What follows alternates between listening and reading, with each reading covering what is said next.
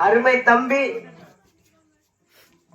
ராமர் முருகேசன் வில்லிசை தம்பி முதல்ல குலசேகரப்பட்டினத்துல பார்த்தேன்.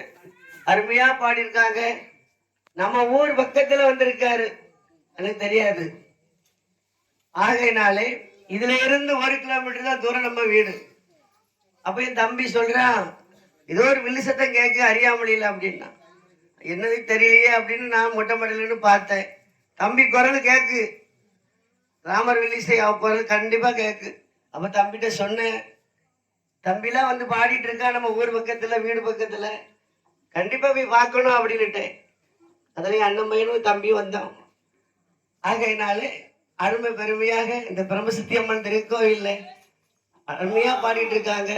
அவர்களை பாராட்டி ஒரு பொன்னாடை போட்டோம்.